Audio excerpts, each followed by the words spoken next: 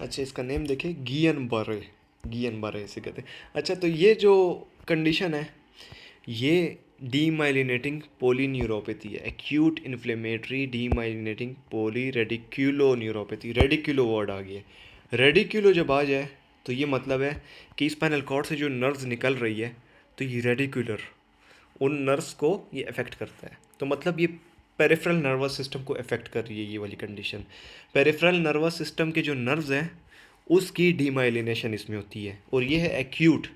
इससे पहले हमने पढ़ा था मल्टीपल स्क्लेरोसिस, वो क्रोनिक डिजीज़ थी, और वो सीएनएस की नर्व्स की डीमाइलिनेशन हो रही थी। इसमें जो है पेरिफेरल नर्व्स की हो रही है, ठीक है।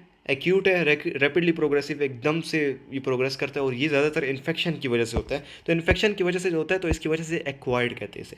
तो ये एक्वायर्ड है, ठीक है। और ये पेरिफेरल नर्व्स की है, most common acute peripheral neuropathy है ये, ठीक है।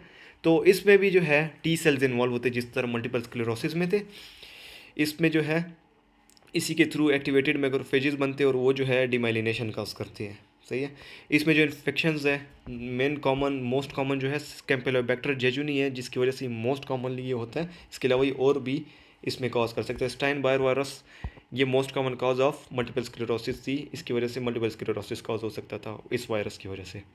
अच्छा, क्लिनिकल फाइंडिंग्स, एक पेशेंट को जीबीएस हुआ है, तो उसके सेगमेंटल, उसको इधर सेगमेंटल का वर्ड लिखा होगा, सेगमेंटल डिमाइलिनेशन। तो सबसे पहले नीचे वाले जो नर्व्स हैं वो इन्वॉल्व होते हैं, उनकी डिमाइलिनेशन होती है, फिर उसके बाद ऊपर ऊपर की तरफ जाता है।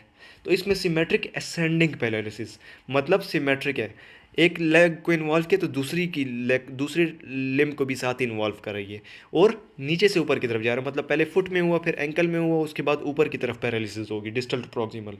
इसमें डीप टेंडन रिफ्लेक्सेस ख़त्म हो जाती है, क्योंकि लोअर मोटर न्यूरॉन लीजन हो रही है, तो लोअर मोटर न्यूरॉन में डीप टेंडन रिफ्लेक्सेस ख़त्म हो जाते हैं। इसमें फेशियल और बल्बर वीकनेस भी आ सकती है, फेशियल जो मसल्स हैं उनकी वीकनेस, रिस्पायरेटरी वीकनेस भी इसमें आ सकती है। अच्छा, इसमें 20% लोगों को जो है फिर वेंटिलेटर सपोर्ट की ज़रूरत होती है।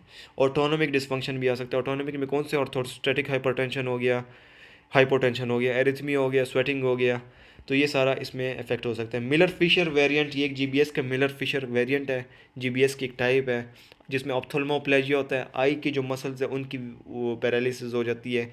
Ataxia and reflexia, A reflexia. तो इसकी डायग्नोसिस, अच्छा, इसमें लास्ट में एक ये लिखा हुआ है, ये 5 एज इसमें जो कॉमन है, इसमें 5 एज होते हैं। एक है एक्यूट इन्फ्लेमेटरी, AIDP से कहते हैं ना नॉर्मली, इसका दूसरा टर्म जो है AIDP है, जीबीएस को AIDP भी कह सकते हैं। तो सबसे पहला ए से AIDP हो गया। दूसरा है असेंडिंग पैरालिसिस, इसमें होता है, ऑटोनोमिक डिस्फंक्शन भी होता है, एल्ब्यूमिनोसाइटोलॉजिक डिसोसिएशन, इसके अलावा डिसोसिएशन, और इसके अलावा ए रिफ्लेक्सिया। अच्छा तो इसकी डायग्नोसिस में जब CSF देखेगी तो उसमें एल्ब्यूमिनोसाइटोलॉजिक डिसोसिएशन नजर आएगा, ठीक है, सेल्स के अंदर एल्ब्यूमिन नजर आएगा। तो CSF प्रोटीन भी इसमें एलिवेटेड होगा, लेकिन जो सेल्स के जो नंबर है, काउंट है, जैसे RBCs हो गए, WBCs, वो नॉर्मल हो गए, नो राइज हो इन नंबर ऑफ सेल्स होगा। इसके लिए जो मोस्ट एक्यूरेट टेस्ट है वो इलेक्ट्रोमायोग्राफी, जब इनके जो नर्व टू मसल कनेक्शन, उसके जब वो चेक कर रहे हैं कि उसमें इलेक्ट्रिकल एक्टिविटी कैसी है, तो उसके थ्रू हमें स्लो कंडक्शन वेलोसिटी नज़र आएगी। क्यों? क्योंकि नर्व जो है वो जा रही है मसल को, उसकी डीमाइलिनेशन होगी, डीमाइलिनेशन की वजह से उसकी स्पीड स्लो हो जाएगी कंडक्शन की, तो इलेक्ट्रोमायोग्राफी में हमें स्लो कंडक्शन नज़र आएगी।